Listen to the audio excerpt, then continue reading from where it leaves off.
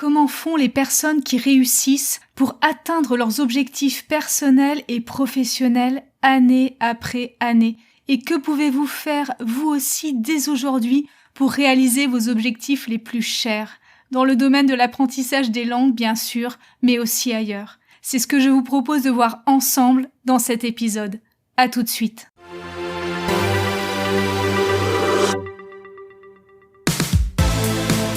Bienvenue dans le podcast Language Booster, l'émission qui combine les techniques des plus grands polyglottes, la psychologie de la performance, les dernières découvertes des neurosciences et les outils numériques, tout cela dans un but unique, vous permettre de passer au niveau supérieur dans votre maîtrise des langues. Avoir des objectifs ne suffit pas. Si vous êtes un peu comme moi, animé par cette flamme de toujours apprendre, grandir et vous développer, par cette volonté de devenir un peu chaque jour une meilleure version de vous-même, des objectifs, vous vous en fixez chaque année dans tous vos domaines de vie. Cette période des objectifs, on est en plein dedans en ce moment. C'est la période où, après le bilan de fin d'année, on se projette dans l'avenir. Quand on est salarié, on traverse la fameuse vague des entretiens individuels. Cet exercice plus ou moins heureux ou malheureux où on se retrouve au final avec nos objectifs professionnels de l'année. La direction se refuse à tout commentaire. Quand on est entrepreneur, on n'y coupe pas non plus, car après tout, on est chef d'entreprise. La différence et la chance que l'on a dans ce cas-là, même si la route est plus dure, c'est que les objectifs que l'on se donne sont alignés avec la vision que l'on a pour notre vie, nos valeurs et notre éthique. Et ça, c'est déjà littéralement énorme. À tous nos objectifs professionnels viennent s'ajouter en général tous nos objectifs personnels, nos fameuses résolutions de début d'année. Augmenter notre niveau d'activité physique, faire plus de sport, manger sainement, mieux gérer son énergie. Pour certains, changer d'entreprise, de poste, de métier, d'activité, lancer une nouvelle offre, devenir indépendant, écrire enfin ce livre qu'on a toujours rêvé d'écrire, s'améliorer en anglais ou apprendre une autre langue étrangère. Et chaque année, quand vient de nouveau l'heure du bilan, en fin d'année, on se retrouve en général très loin de l'endroit où on voulait être. La déception est au rendez-vous et la frustration aussi. Reprend alors le cycle des objectifs et des bonnes résolutions pour l'année d'après. La manivelle infernale tourne inlassablement d'année en année en faisant entendre son grincement sinistre. Et nous n'avançons pas, ou si peu.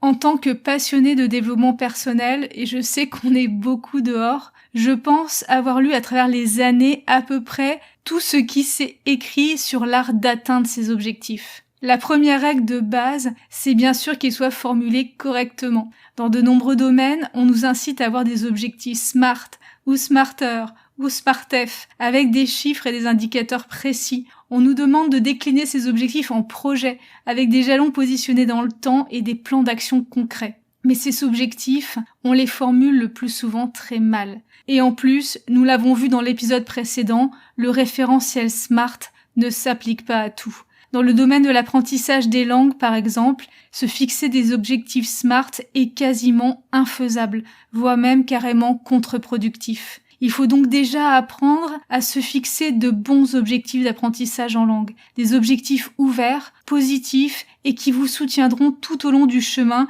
plutôt que de vous enfoncer la tête sous l'eau et de vous décourager. Et puis une fois nos objectifs définis, on prend la route, on déroule nos plans d'action, on corrige la trajectoire quand on se sent mollir ou dériver. On fait preuve de courage, de persévérance et de constance. Et malgré tout, parfois, malgré tous nos efforts, malgré toute notre persévérance, on n'y arrive pas. Parce que la fatigue arrive, parce qu'on se décourage, parce qu'on rencontre des difficultés et que souvent, on abandonne.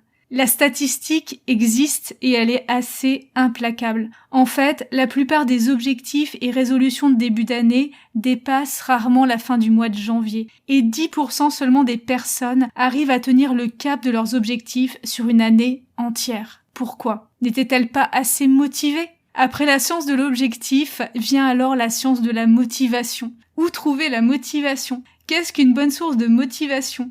Comment augmenter son niveau de motivation? Comment entretenir la motivation sur la durée? Ça vous parle?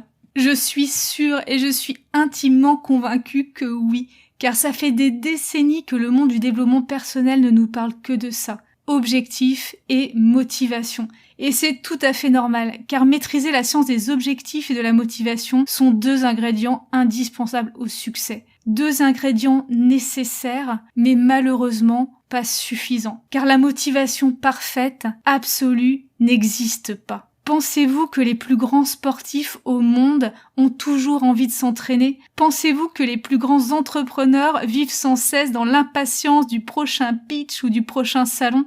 Pensez-vous que les plus grands écrivains ont toujours envie de s'asseoir à leur bureau ou dans un café pour écrire le prochain chapitre? Pensez-vous que les plus grands polyglottes ont toujours envie de repousser leurs frontières linguistiques? Non, bien sûr que non. L'envie n'est pas toujours là, l'énergie n'est pas toujours là, la motivation n'est pas toujours là.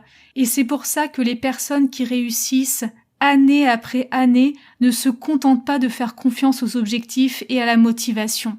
Elles créent des habitudes.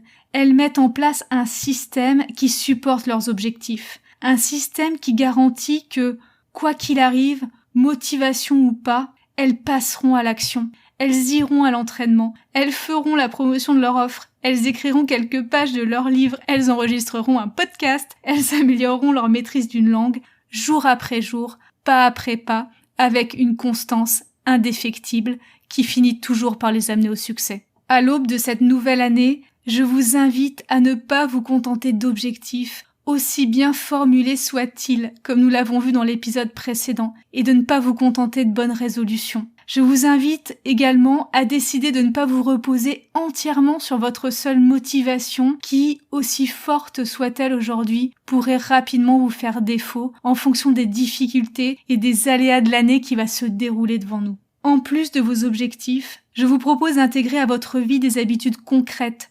gagnantes, en support à la réalisation de vos objectifs les plus chers. Ces habitudes gagnantes, j'aide mes clients à les mettre en place dans leur vie dans le domaine de l'apprentissage des langues, mais elles sont à l'origine de bien des succès dans tous les domaines. Si vous manquez d'idées et que vous avez du mal à intégrer la langue que vous souhaitez apprendre dans la trame de votre quotidien, nous pouvons y travailler ensemble à l'occasion d'un accompagnement. Je vous laisse le lien vers la page des accompagnements dans la description de ce podcast. Je vous souhaite énormément de succès dans tous vos projets, y compris bien sûr dans le domaine de l'apprentissage des langues.